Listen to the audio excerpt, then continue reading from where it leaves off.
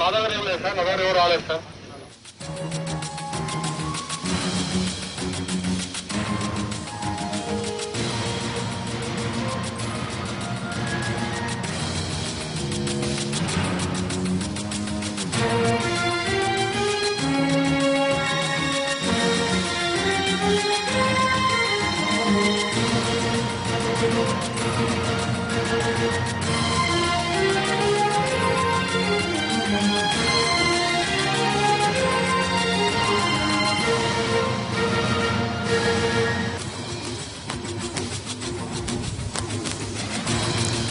సరే కర్నూలుకు వెళదాం. కర్నూలులో పరిస్థితి చూసినట్లయితే టీడీపీ వైసీపీ మధ్య హోరాహోరీగా పోటీ నడుస్తుంది. ఒకసారి వైసీపీ అభ్యర్థి ముందంజలో ఉంటే ఒకసారి టీడీపీ అభ్యర్థి ముందంజలో వస్తున్నారు.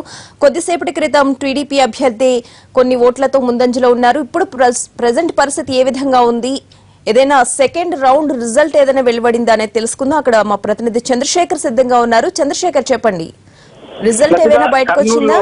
కర్నూలు స్థానిక సంస్థల ఓట్ల లెక్కింపు నరాలు తెగేంత ఉత్కంఠ నెలకొంది. ప్రస్తుతం టీడీపీ 37 ఓట్ల ఆధిక్యతతో కొనసాగింది.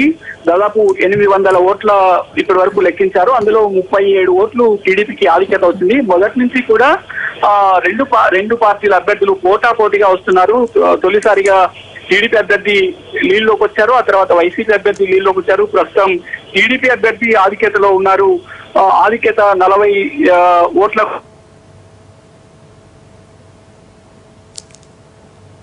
చంద్రశేఖర్